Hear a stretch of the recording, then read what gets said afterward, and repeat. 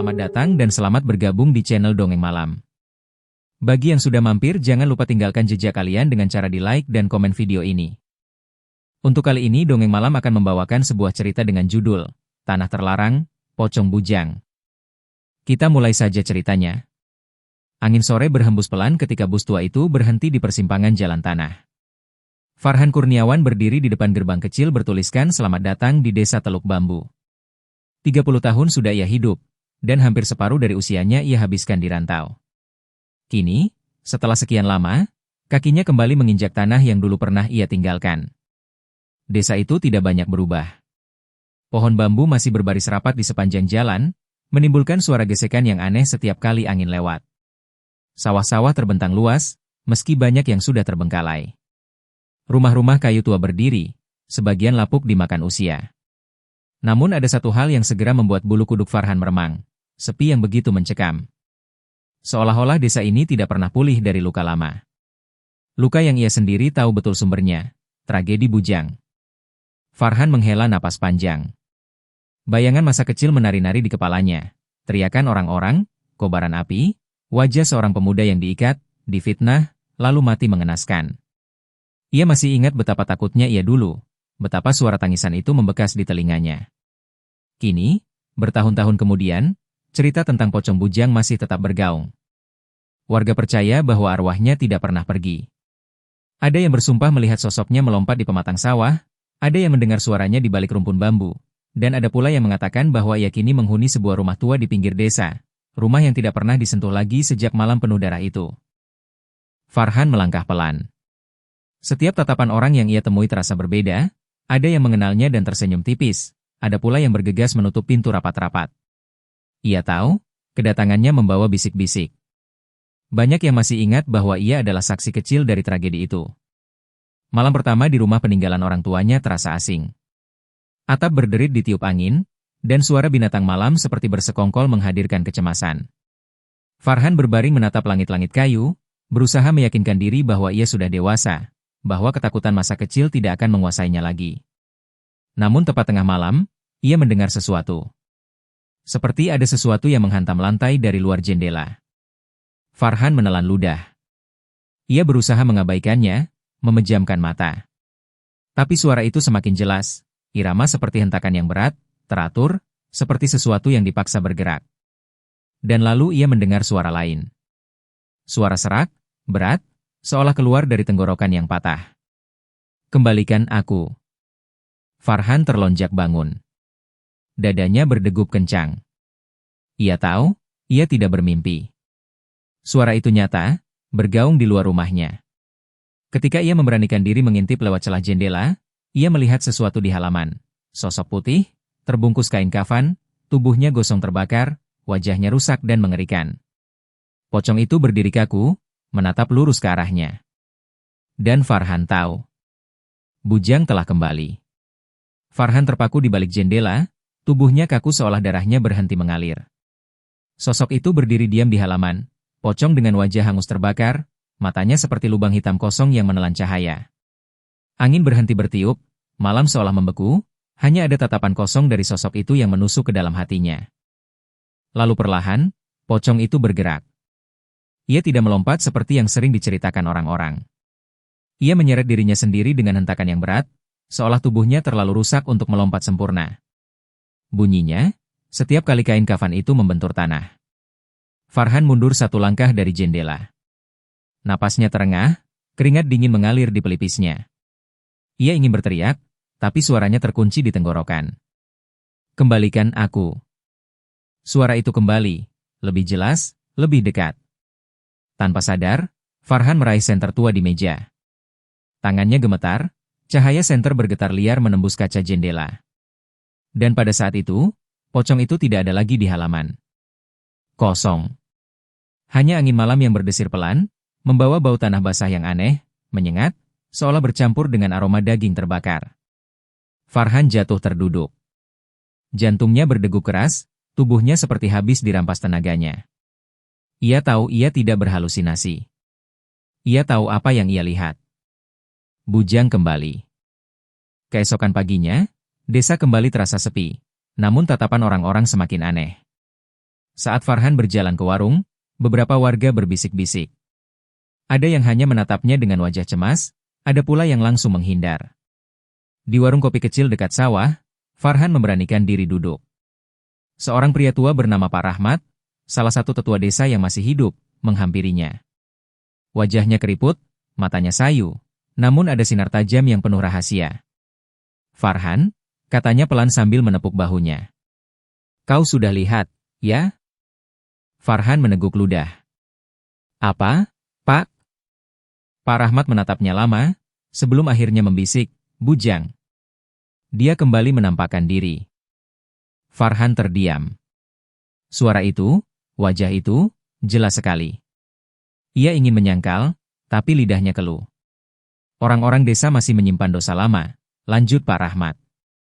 "Dan selama mayatnya tidak dikubur dengan benar, arwah itu tidak akan pernah pergi." Kata-kata itu menusuk Farhan. Selama ini, ia hanya mendengar rumor samar tentang Bujang.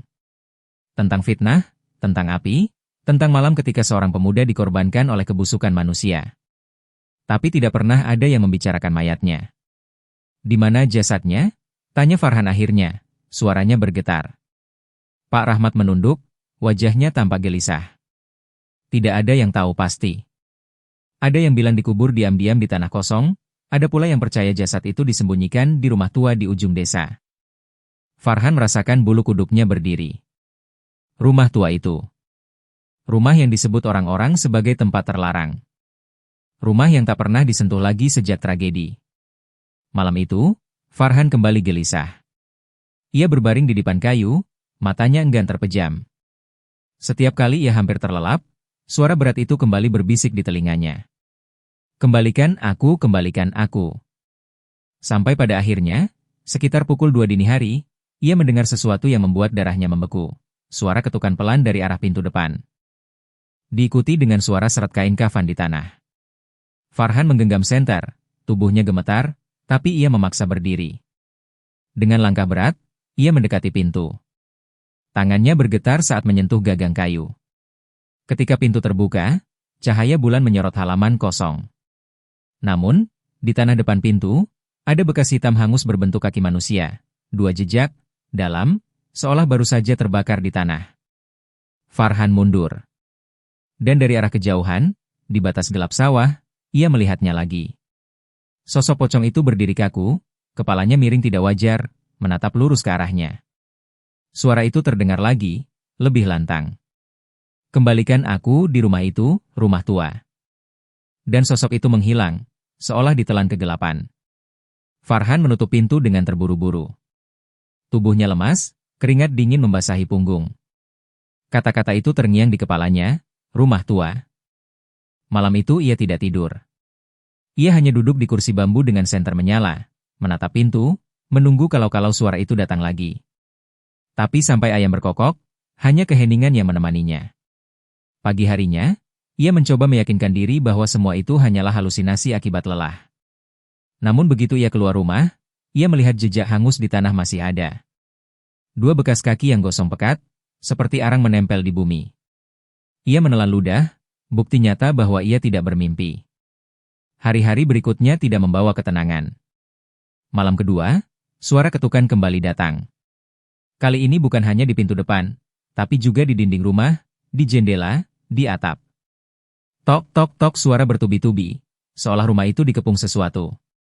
Farhan menutup telinganya, bersembunyi di sudut kamar, namun suara itu terus menggema. Malam ketiga, Farhan mendengar suara tangisan. Tangisan seorang pria, parau, penuh derita. Tangisan itu datang dari halaman, lalu berpindah ke dalam rumah, ke ruang tamu, bahkan ke kamarnya sendiri. Farhan gemetar di ranjang, menyelubungi dirinya dengan selimut, namun suara itu semakin keras. Malam keempat, ia melihat sosok itu lagi, tidak jauh dari ranjangnya. Pocong Bujang berdiri di pojok kamar, tubuhnya gosong, kain kafan terbakar sebagian. Wajahnya rusak, tapi matanya menatap tajam ke arah Farhan. Kali ini ia tidak hanya berbisik. Ia berteriak, "Kembalikan aku di rumah itu." Seketika lampu minyak padam, ruangan gelap total. Farhan menjerit, tubuhnya membeku, sampai akhirnya ia pingsan karena takut. Ketika ia terbangun pagi itu, pocong itu sudah tidak ada. Tapi di lantai kamarnya, ia menemukan sesuatu. Segumpal kain kafan hangus, masih berbau tanah dan darah. Farhan tidak bisa lagi mengabaikan tanda-tanda itu. Semua teror mengarah ke satu tempat, rumah tua di ujung desa. Sore itu, Farhan mendatangi Pak Rahmat lagi. Ia menceritakan semuanya, ketukan, tangisan, hingga kain kafan hangus. Pak Rahmat menatapnya dengan wajah muram. Rumah itu memang dikutuk, katanya pelan. Orang-orang percaya, setelah Bujang mati, jasadnya tidak pernah dibawa ke pemakaman. Malam itu, beberapa orang yang terlibat langsung dalam pembakaran menyeret tubuhnya ke rumah tua itu. Mereka menutupinya dengan tanah, seperti menyembunyikan bukti dosa. Farhan terdiam. Tiba-tiba semua masuk akal, kenapa arwah itu terus bergentayangan, kenapa ia selalu berbisik tentang rumah tua. Kalau begitu, jasadnya ada di sana, suara Farhan bergetar. Pak Rahmat mengangguk lambat. Aku tak pernah berani memastikan. Tapi jika memang ada hanya dengan dikubur layak, ia bisa tenang. Malam itu, Farhan membuat keputusan. Ia tidak bisa lari lagi. Jika memang arwah itu menginginkan jasadnya dikembalikan, maka ia harus menemukannya. Dengan membawa senter, linggis, dan keberanian yang tinggal separuh, ia berjalan menuju rumah tua di ujung desa. Rumah itu berdiri terasing di tengah rumpun bambu. Atapnya hampir runtuh, dinding kayunya lapuk, jendela-jendelanya bolong. Suasana di sekitarnya dingin, sunyi, bahkan jangkrik pun enggan bersuara. Saat ia melangkah masuk, udara berubah berat. Bau anyir dan gosong bercampur jadi satu. Lantai berdebu, sarang laba-laba menggantung di setiap sudut. Namun yang membuatnya gemetar adalah suara yang langsung terdengar begitu kakinya menjejak ruang tamu. Aku di sini. Farhan menelan ludah. Suara itu bergema dari bawah lantai. Dengan tangan gemetar, ia menyalakan senter, lalu menunduk. Lantai rumah tua itu terbuat dari papan kayu. Beberapa papan terlihat lebih baru, seperti pernah dipaku ulang. Disitulah ia mulai menggali. Linggis mencongkel papan, tanah di bawahnya ia bongkar dengan tangan. Nafasnya terengah, peluh membanjiri wajahnya. Semakin dalam ia menggali, semakin menyengat bau busuk yang keluar. Hingga akhirnya, ia menemukan sesuatu. Kain putih, sobek, hangus. Tulang. Tengkorak hitam terbakar. Farhan terhenti, tubuhnya gemetar hebat. Ia tahu ia telah menemukannya. Jasad bujang. Udara di sekeliling berubah dingin menggigit. Dari kegelapan sudut rumah, suara itu muncul lagi, lebih tenang namun syarat penderitaan. Kau menemukanku. Farhan menutup mulutnya, hampir muntah. Tapi ia tahu, ini saatnya. Jasad itu harus ia bawa keluar, harus ia kuburkan sebagaimana mestinya. Dengan sisa tenaga, ia mengangkat tulang belulang itu dari tanah. Dan saat ia melangkah keluar rumah tua, ia merasakan sesuatu di belakangnya. Ia menoleh. Pocong bujang berdiri di pintu rumah, menatapnya. Kali ini sosoknya tidak lagi mengerikan seperti sebelumnya. Wajahnya masih rusak, tapi tatapannya penuh harap. Farhan terhenti, tubuhnya kaku. Pocong itu mengangguk pelan, lalu perlahan menghilang, seolah mempercayakan tubuhnya pada Farhan. Farhan membawa jasad bujang ke sebuah tempat sepi di pinggir desa, dekat pepohonan rindang yang sudah lama tidak dilewati orang. Tanahnya lembab, seolah siap menerima sesuatu yang lama tertahan. Ia menggali lubang dengan tangan gemetar, tubuhnya lelah, tapi hatinya tegas.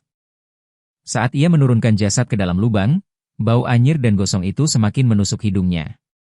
Tangannya gemetar saat menimbun tanah, seakan tiap sekop yang masuk adalah dosa masa lalu yang ikut tertimbun. Namun, sesaat setelah tanah terakhir ditumpuk, udara di sekelilingnya berubah.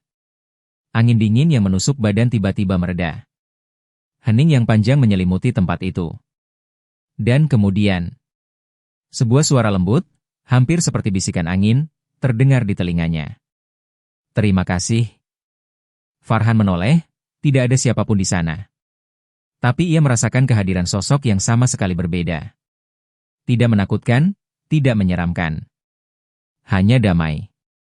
Ia duduk di tepi lubang, menatap tanah yang kini menutupi jasad bujang.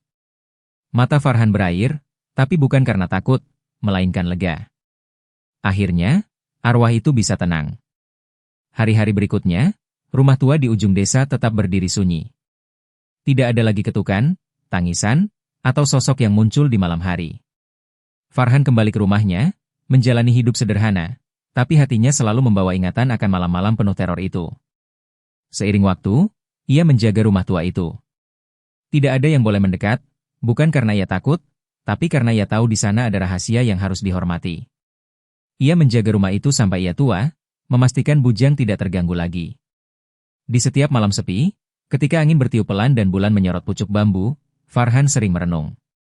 Ia tersenyum kecil, mengingat bahwa di balik teror panjang itu, ada satu pelajaran penting. Bahkan roh yang paling tersiksa pun bisa menemukan ketenangan, jika ada keberanian yang cukup untuk menolongnya. Dan disitulah cerita itu berakhir. Farhan, pria yang pulang setelah bertahun-tahun merantau, menjadi penjaga rumah tua yang menampung rahasia masa lalu, memastikan ketenangan arwah bujang selamanya.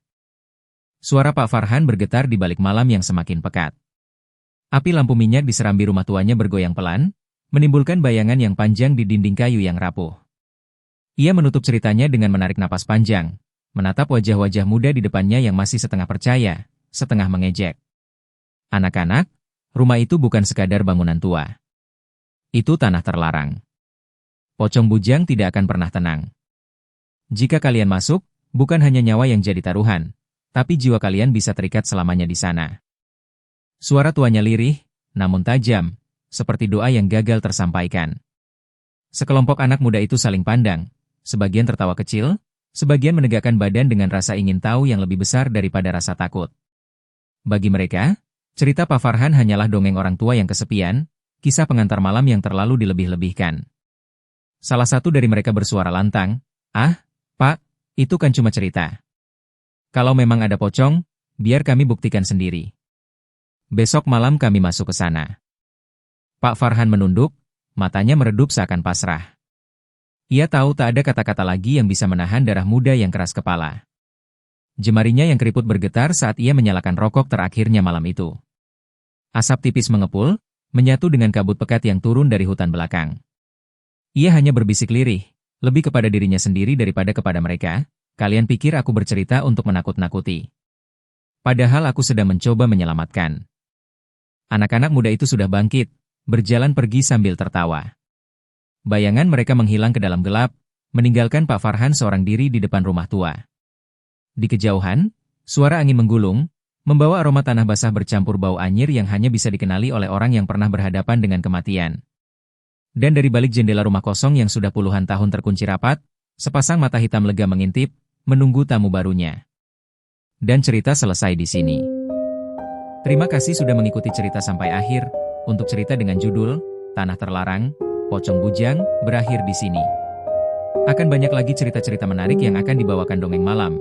Jadi silahkan di-subscribe channel ini agar tidak tertinggal cerita-cerita menarik dari video berikutnya. Dan jika kalian suka dengan cerita-cerita seperti ini, silahkan di-share video ini agar channel ini bisa lebih berkembang lagi.